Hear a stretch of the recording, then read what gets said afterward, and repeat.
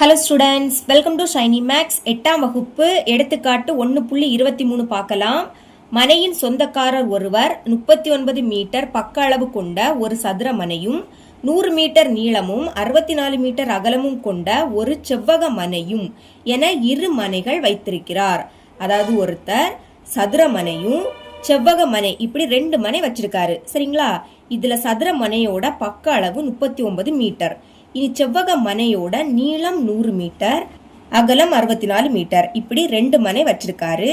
இவை இரண்டையும் விற்று அவர் புதிதாக அதே பரப்பளவில் ஒரு சதுர மனையை வாங்குகிறார் எனில் அவருடைய புதிய சதுர மனையின் பக்க அளவு என்ன? இப்போ இந்த 2 மனையும் விற்கிறாரு. வித்துக்கிட்டு அதே பரப்பளவுல புதுசா ஒரு சதுர மனையை வாங்குறாரு. அதோட பக்க அளவு என்னன்னு கண்டுபிடிக்கணும்.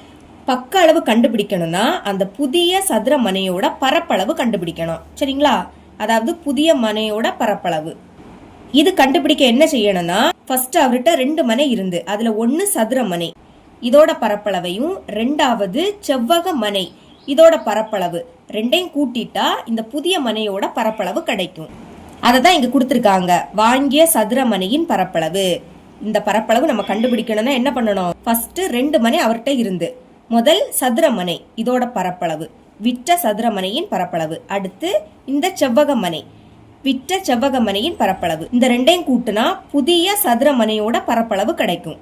இந்த லைனை நான் இங்க எடுத்து எழுதிக்கிட்டேன். வாங்கிய சதுர மனையின் பரப்பளவு ஈக்குவல் டு விற்ற சதுர மனையின் பரப்பளவு கூட்டல் விற்ற செவ்வக மனையின் பரப்பளவு. இப்படி எழுதிக்கோங்க. ஃபர்ஸ்ட் அவர்கிட்ட இருந்த மனை சதுர வடிவம். அப்ப சதுரத்தின் பரப்பளவு ஃபார்முலா என்னது? ஏ ஸ்கொயர். சென்டர்ல பிளஸ். அப்புறவு செவ்வக மனையும் அவர்கிட்ட இருந்து. இப்ப செவ்வகத்தின் பரப்பளவு ஃபார்முலா எல் இன்டு பி. இனி மதிப்பை பிரதியிடலாமா? ஏன்னா பக்க அளவு.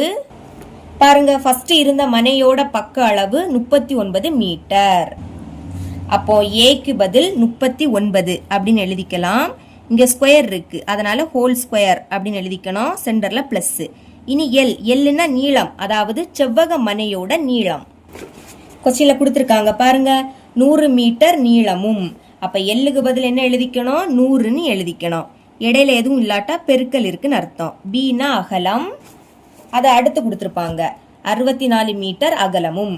இப்போ பிக்கு பதில் என்ன எழுதிக்கணும்? 64 அப்படின்னு எழுதிக்கணும். இங்க அடுக்குல 2, அப்ப இந்த 39 2 வாட்டி எழுதி பெருக்கணும். எழுதிக்கோங்க. 39 39 பெருக்கலாம். 9 81, 1 இங்க, பாக்கி 8 இங்க. இனி 9 3 27, 27க்கு கூட 8 கூட்டினா 35. 3 9 27, அப்போ 7 இங்க, பாக்கி 2 இங்க எழுதிக்கலாம். 3 9, 9க்கு கூட 2 கூட்டினா 11. இப்ப இதை கூட்டுங்க. 1 7 5 கூட்டினா 12. அப்ப 2 இங்க, பாக்கி 1 இங்க.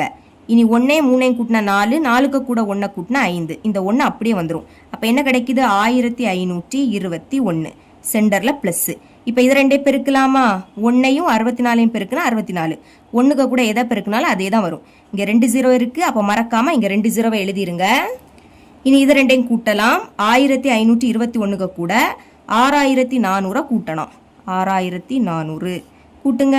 1ஐயும் 0ஐயும் கூட்டினா 1, 2ஐயும் 0ஐயும் கூட்டினா 2, 5 4ஐயும் கூட்டினா 9, 1 6 7. அப்ப என்ன கிடைக்குது? 7921. இனி அலகு எழுதிக்கணும். நம்மளுக்கு கொஸ்டின்ல மீட்டர்ல கொடுத்துருக்காங்க. அப்போ மீட்டர் எழுதிருங்க. இங்க நம்ம பரப்பளவு கண்டுபிடிக்கிறோம். அப்போ மீட்டருக்கு அடுக்குல 2ன்னு எழுதிக்கணும். உங்க புக்ல மீட்டர் மட்டும்தான் கொடுத்துருப்பாங்க, ஆனா இங்க மீட்டர் ஸ்கொயர் வரும். பாருங்க, இங்க மீட்டர் கொடுத்துருக்காங்க, ஆனா இதுல மீட்டர் ஸ்கொயர் வரும். சரிங்களா? இப்ப புதிய வீட்டு மனையோட பரப்பளவு கண்டுபிடிச்சிட்டோம். ஆனா கொஸ்டின்ல பக்க அளவு கேட்டிருந்தாங்க. எழுதிக்கலாம். பக்க அளவு. பக்க அளவு அப்படின்னா ஏயோட மதிப்பு.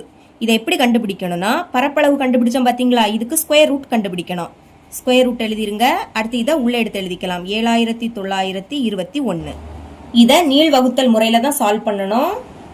சால்வ் பண்ணலாம். ஃபர்ஸ்ட் இதை உள்ள எடுத்து எழுதிக்கலாம். 7921. இப்போ என்ன பண்ணணும்னா, கடைசியில இருந்து 2 நம்பரா சேர்த்து கோடு போட்டுக்கணும். இந்த 2 நம்பர் சேர்த்து இங்க ஒரு கோடு, இந்த 2 நம்பர் சேர்த்து இங்க கோடு. இப்ப 79, 79 எந்த வர்க்க எண்ணுக்கு இடையில வருதுன்னு பார்க்கணும். பாருங்க, ஓர் 1 1 சேமா தான் எடுத்துக்கணும். இங்க 1னா இங்கே 1. அடுத்து 2 4, இனி 3 9, 4 16, 5 25, 6 36, 7 49, 8 64, 9 81. இப்போ 79 எதுக்கு இடையில வரும்? 64க்கும் 81க்கும் இடையில வரும். இப்போ இந்த ரெண்டு நம்பர்ல எதை எடுத்துக்கணும்னா சிறிய எண்ணை தான் எடுத்துக்கணும். 81 விடைக்கும் 64 சிறுசு. அப்போ இதை எடுத்துக்கலாமா? 8 பெருக்குனா 64. ஒரு 8 மேலே எழுதிக்கணும், இன்னொரு 8 சைடில் எழுதிக்கணும். பெருக்குனா 64. கழிங்க. 9லேருந்து 4 கழிச்சா 5, 7லேருந்து 6 கழிச்சா 1.